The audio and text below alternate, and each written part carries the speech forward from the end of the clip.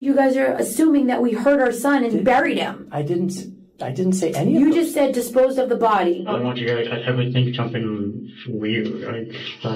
Why would we think anything's weird? I needed him out of my house. I needed him out to get help. Not that I didn't love him and want him. I loved him. I love him so much. Hey guys, the mother of Elijah Lewis, her name's Danielle, and she's 35 years old. And there's a story that came out in Law and Crime just recently, and I didn't hear of this story.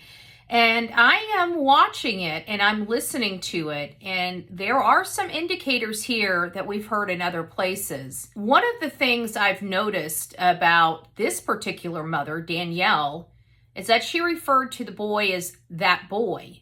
If you recall, we recently did a segment dubbed That Boy on our channel here on YouTube. So I thought this was very interesting. I'm going to be commentating throughout this. This is quite a long video, and we're going to parse it down as much as possible. But please, think about this case. Listen to the words that are being said by a guilty parent and see if we can apply it to potentially other guilty parents. Remember, I truly believe that grieving parents act similar. Non-grieving parents also act similar. Let me know what you think. Don't forget to like, share, and subscribe to the Bullhorn Betty channels. I love you. Elijah Lewis's mother, Danielle, and her boyfriend, Joseph Staff, were arrested on the Bronx subway on October 17th, 2021, because they failed to report their son missing for 30 days. Keep your hand right there. There you go. You got cuffs?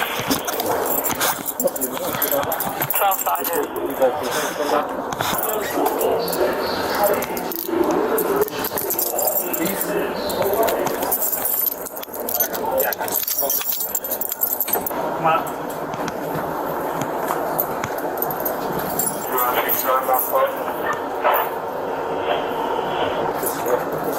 What's your name? Danielle. Danielle what?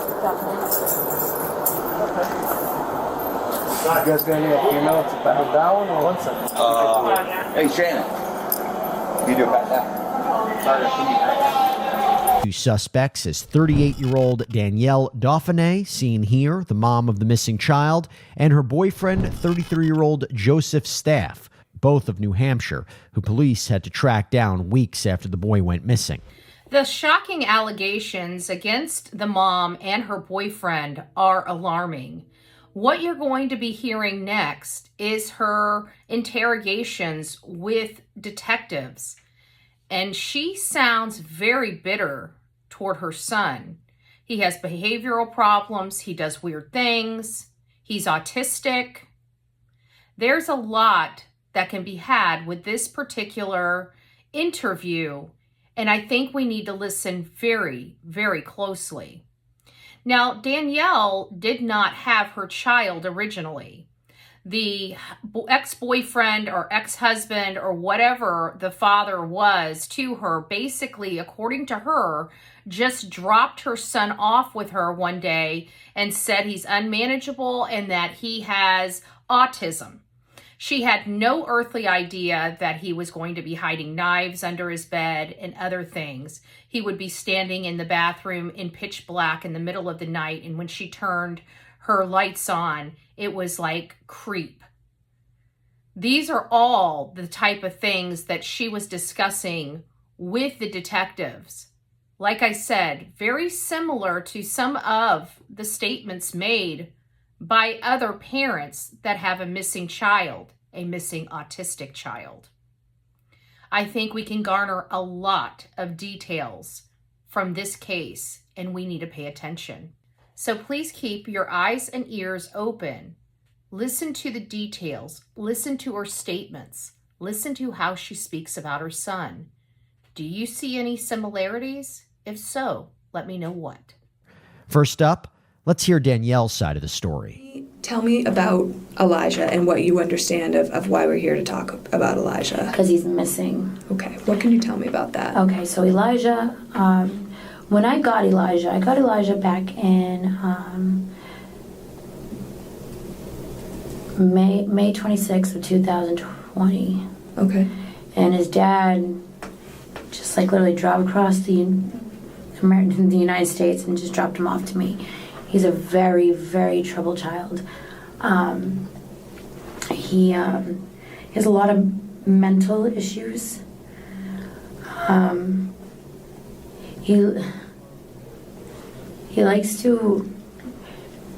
Elijah likes to sneak out of the house. So we have a slider door. And I don't know if you guys have been there. I have, yeah. So you've been to my house. So Yes. have you felt the slider door, the wiggly handle? I didn't touch the handle. Okay, no. so the slider door doesn't lock, doesn't Okay. latch. He likes to sneak out while we sleep. He wanders while we sleep. He's a wandering little boy. So he's done that so many times. We would wake up and we would find him. He'll come back in. He'll wake up, come back in, whatever. Well, Joe and I started using drugs again. We were in active addiction. She would hide knives under his bed, tacks under his bed. He would steal things from our kitchen, and he would just do a bunch of stuff that not a normal little boy would do. So we started we just fell off the train and just started using drugs.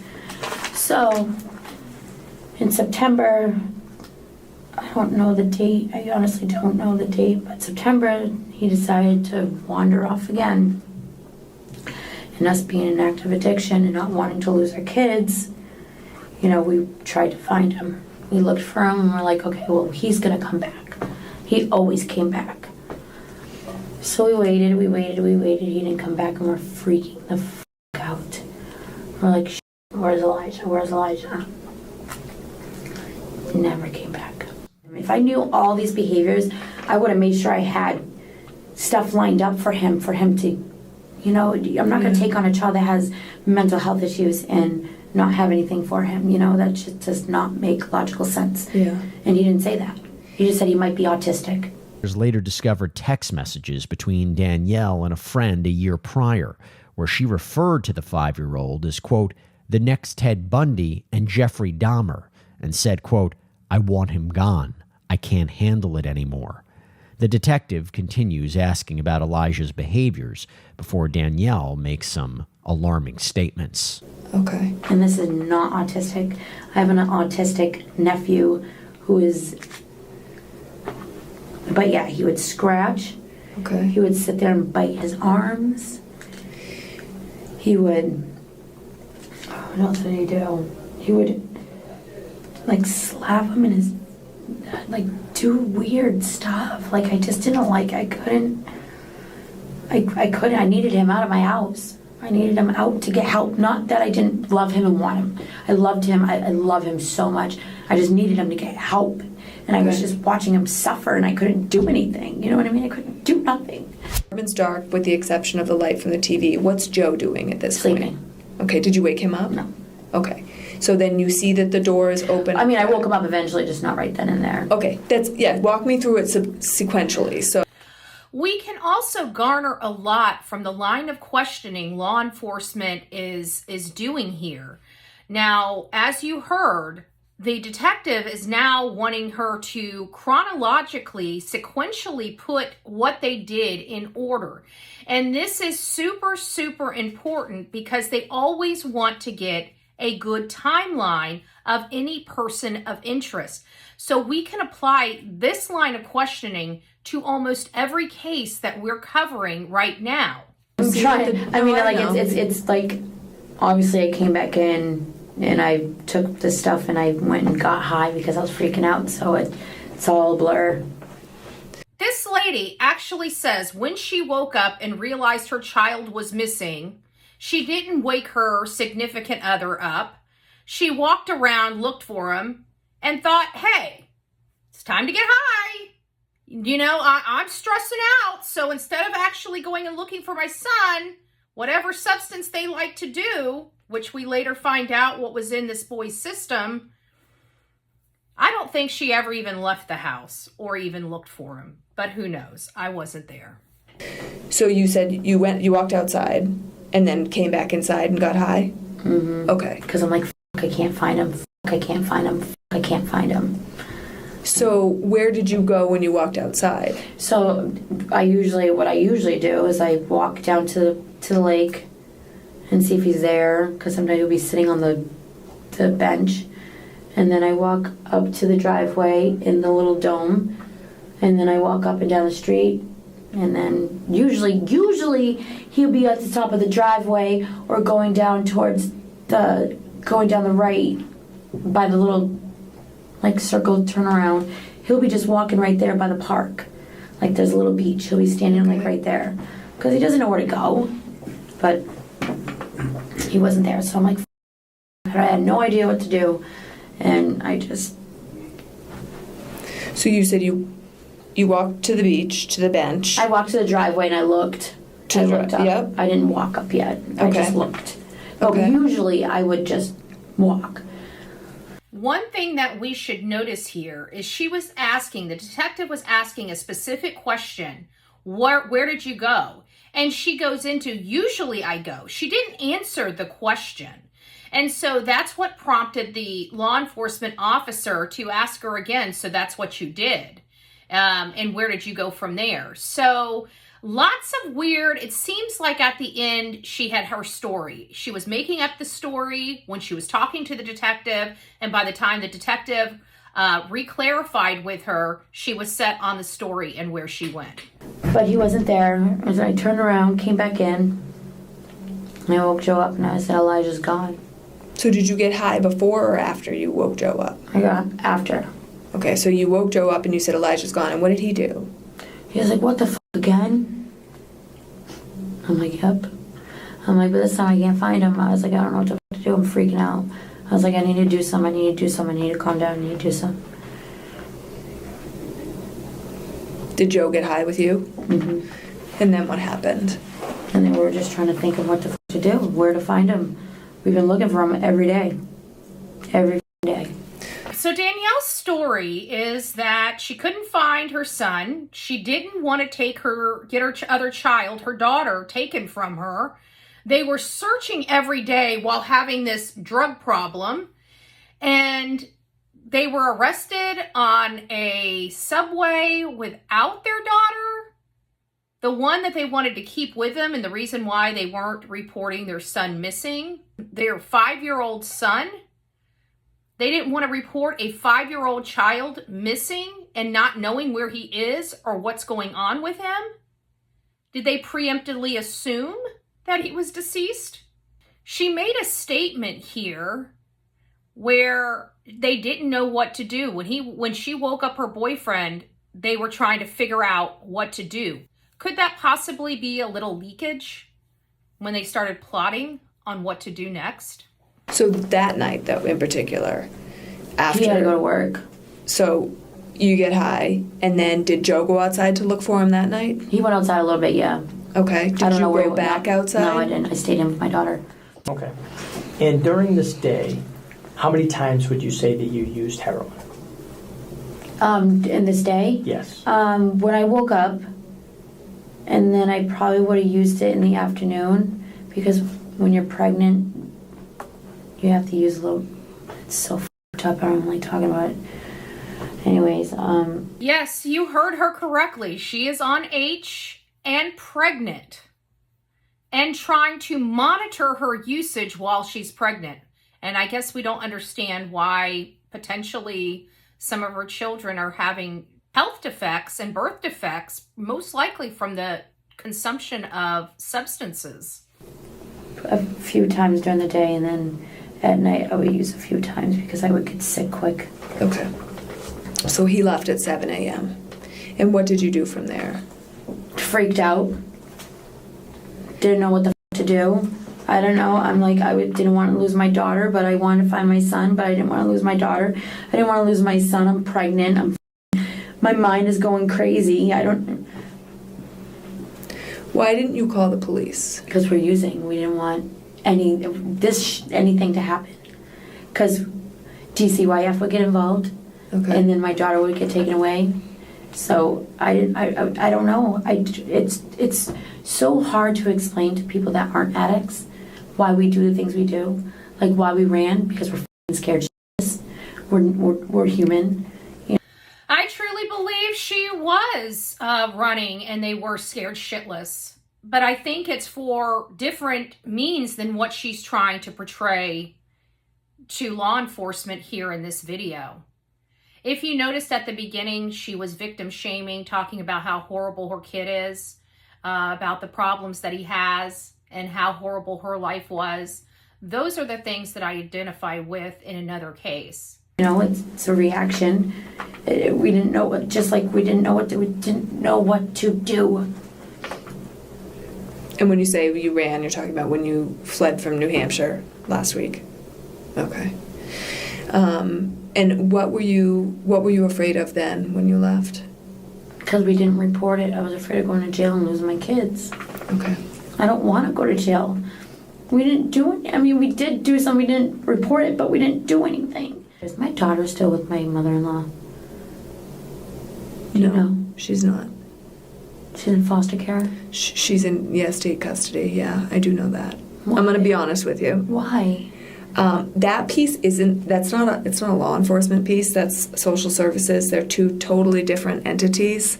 When we became involved in this situation, she was already in state custody. Yeah. Why can't she be with family? She's my poor little girl. Well, right now there's a lot going on. And so we're really trying to figure out where everything stands. So now we realize that she went on the run without the daughter that she didn't want taken out of her custody. She had no problem with not having her daughter. She just didn't want anybody to know that her son was missing, I think is really the truth of the matter. Because if the concern was keeping her daughter and taking care of her daughter, why would she give her daughter to her mother-in-law? I'm so sorry. What are you sorry for? And then I should have just said something. I have no f***ing idea where he is. He's usually always standing by the beach, at the top of the driveway, or by the beach, because he wants to play in that area, because it's all kid stuff right there. But I don't know if he's sleepwalking. I don't know. I don't know. I can't tell.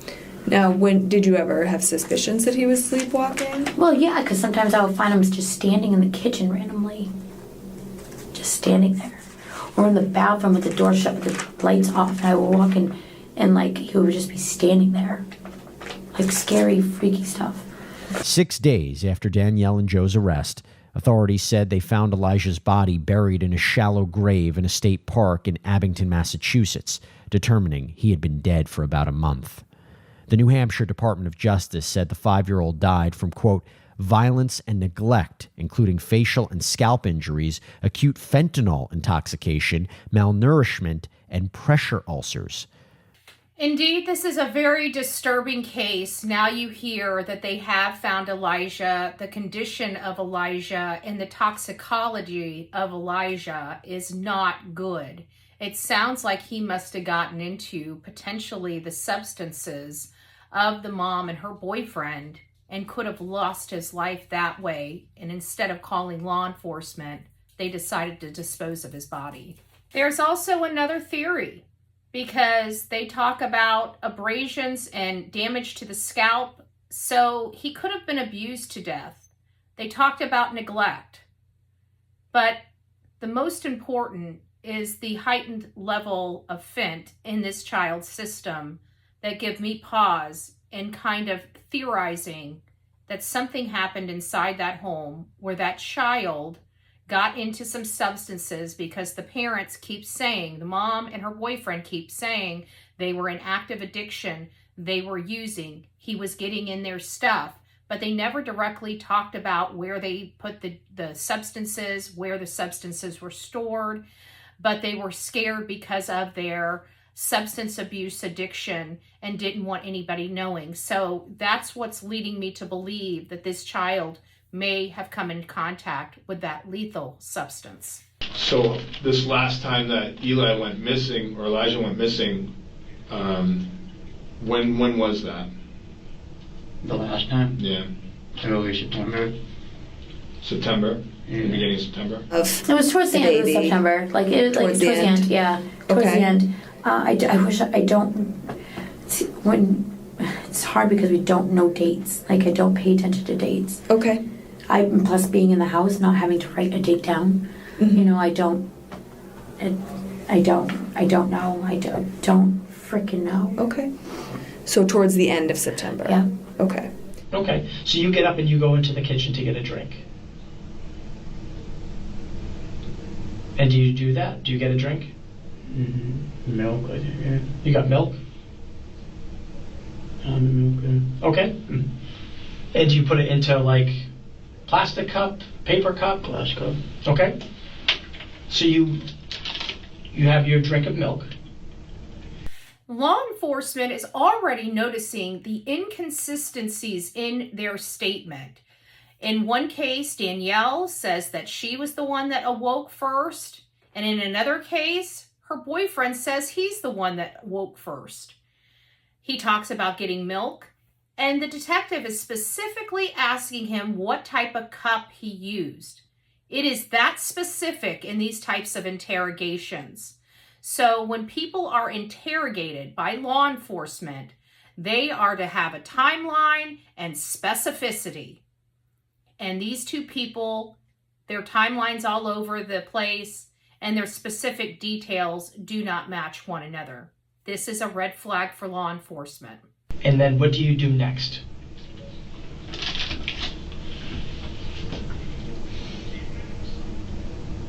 Go back. Check. Okay, so you walk into Eli's room and just kind of take me through what you see. I thought he was in his bed and he wasn't in his bed. Okay. So then what did you do? I went straight outside. Did you wake up Danielle? No, they were sound asleep. Okay, so you get up to go pee. Yeah. What side of the bed do you sleep on? This side right here. Closest to the kitchen? Yep. Okay. So you get up to go pee and you go into the bathroom. Mm-hmm. Do you turn the light on? Yep. Okay. And you use the bathroom? I turn the light on in the kitchen and in the bathroom because I'm afraid of dark. Okay, fair enough. Me too. So once you go to the bathroom, what do you do? I come out. I go here. Well, no. First, I come out and I put my drink down. I have a little thing right here next to the bed. I put my drink down because I got a drink. Okay, so after the bathroom, you went I got a drink into the kitchen. into the kitchen. What did you get for a drink? A hint water. So when you first you went and you saw Eli wasn't there, did you turn the light on? In his room? Yeah. There's already a light, like a light on the dresser that's usually on. Okay. I peeked my head around the corner and he wasn't there. Okay. Was his light on? Off. Off. Okay. Were the lights on or off in your apartment? Just the TV's on. TV's always on. So the apartment's dark with the exception of the light from the TV. What's Joe doing at this Sleeping. point? Okay. Did you wake him up? No. Okay. It's almost as if they prepared a script and they're both playing the same character in the script. They're almost saying identical information that each other did, but they are doing it at the same time, but both of them are sleeping in one another's story. Both of them are getting up in one another's story. It's very convoluted, but what you can deduct from all this is if she's saying she got up first and he's saying he got up first, she's saying that she turned on a light, he's saying that there was a light already on in the room, she's saying there's not a light in the room, she's saying she got a water, he's saying he got a milk, and both are saying neither one of them woke each other up during this process. Interesting. Okay. So then you see that the door is open. I mean, I woke him up eventually, just not right then and there. Is Danielle still in bed? Yeah. Is she awake or is she sleeping?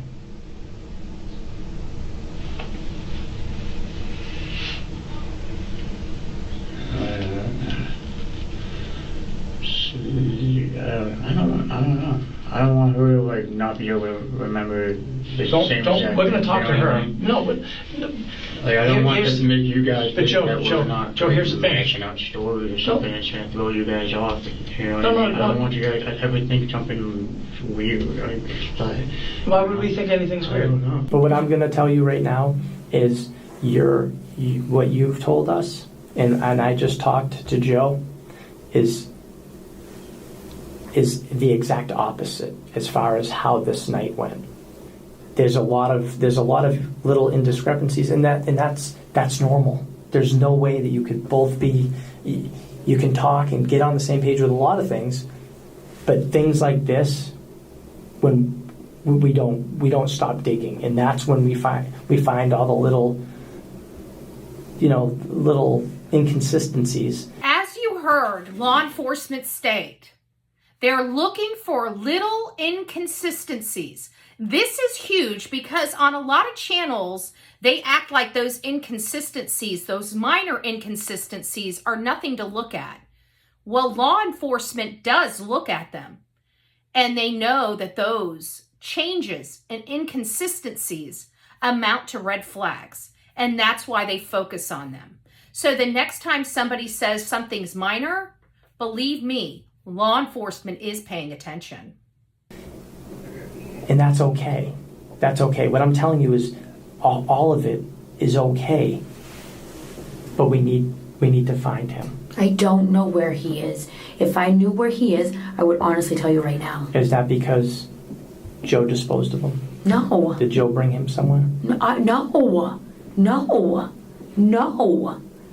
No. Absolutely not. Okay. Well, that's what I think. You know. Well, And I would don't- know that though, Yeah. because I was with him and he did not do anything. Yep. And I don't disagree with you. I don't disagree with you. But this is. I swear to God, I do no. Okay. If I knew he did that, I would f***ing tell you. I'm not saying that he did anything. I'm not saying that he hurt him. Well, you just said that, did Joe dispose of his body? Mm-hmm. Absolutely not. I have I've been with him. Because what I'm saying is, whether it was accidental, whether it was to protect, whatever it was that led to it, I understand why you didn't want to call the police. No. Because of the other things. No, not happening. Nope. I'm not going to agree to that. No. Because I know what happened. Whoa, folks! She knows what happened. That's an interesting statement that law enforcement is going to capitalize on. And he also said that he believed her when she said, there's no way he could have done it. I was with him. And I think when the law enforcement officer said, I believe you, I think it's because he believed that she was, in fact, with her boyfriend when they disposed of her son. No, we did not hurt that little boy, and I do not appreciate you saying that we did. Yes. As frustrating as that statement is, she called her kid a effing little boy, or whatever she just said. She referred to her missing 5-year-old child with that language. I'm pretty sure law enforcement took note. I'm not saying that you did. Nobody hurt that little boy. I'm not saying that they did. Nothing happened. There would be. Well, something happened. Yeah, no one. Well, I'm not saying that somebody hurt him. Well, that's exactly what you're saying, though. You No. just said that, like, you escalated, you couldn't handle it, and then now he's gone, and this and that and that and this. No one hurt that little boy. No one hurt that little boy. We are not monsters. We are very good people. We are very nice. Mm-hmm. Our kids are well taken care of. We have a drug problem. Just do not f***ing judge us because we're drug addicts. We will not f***ing hurt our kids. I'm not a monster. We're great people. We're good parents. Where have we heard that type of language before? I can tell you. In just about every single one of our missing child's cases, where a person that was in care of the child did something to the child. And I'll take that to my f***ing grave. Danielle, I'm not judging you. I'm not getting upset. No, with then you guys are assuming that we hurt our son and buried him. I didn't. That, my friends, is leakage and Freudian slip, because this child was in fact found in a shallow grave. Yet not one law enforcement talked about the manner of disposal that they believed that they did. I found that very, very interesting now that we have the full story. I didn't say any of You those just said disposed of the body. Yes, I did. What body did we dispose of? There's a lot of different ways that people can die. No. And then people panic. He could have choked. He could have. There's a million different things that could have happened. You know, he could have choked on food. He could have tripped and fell. He could have hurt himself. He could have drowned. And then you panic. There's a million different things that could have happened that you aren't responsible for. That's not what I'm saying. That's not what I'm saying. Just because that little boy, he was still well taken care of. We have never ever hurt that little boy. We love that little boy no matter what. But I don't want you to have the weight of the world on your shoulders We didn't for the do rest anything. of your life. Do anything. He did not. There's no body. And that, my friend, is exactly what many parents believe. Something has to change in this country where some states that don't take no body cases to court, they feel no body, no crime. And you know what? People that do horrible things to children, they rely on that. That has got to change. But she was right. She's asking them, but you guys have no body. Why? Because they knew where that body was. Then where is he? I don't know. Where do you think he would go? I don't know. He could have been in the lake. Did anybody check the lake? Of course. Nothing. Yes. No. What? I haven't found him. No. I don't know. Danielle and Joe stick to their stories, but it's later revealed that 5-year-old Elijah was found dead in that shallow grave with fentanyl in his system after the New Hampshire mom allegedly recruited her boyfriend to help dump the body. Investigators estimate the child died between September 21st and September 24th, 2021. Danielle ultimately pleaded guilty to second-degree murder and 2 counts of tampering with a witness. She was sentenced to 53 years behind bars. Joseph pleaded guilty to manslaughter, second-degree assault, falsifying physical evidence, and witness tampering in connection to the boy's death. He was sentenced to 22 to 45 years behind bars.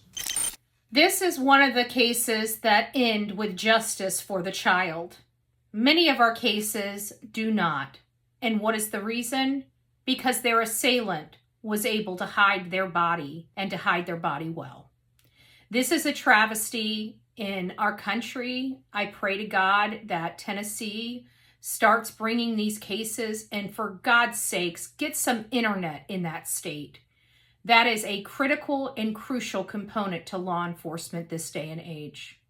God bless each and every one of you watching this, and please don't forget to comment, like, share, and subscribe. And if you guys would really like to help, we have a GoFundMe to help me with my continued legal expenses for a case out of Tennessee. God bless you.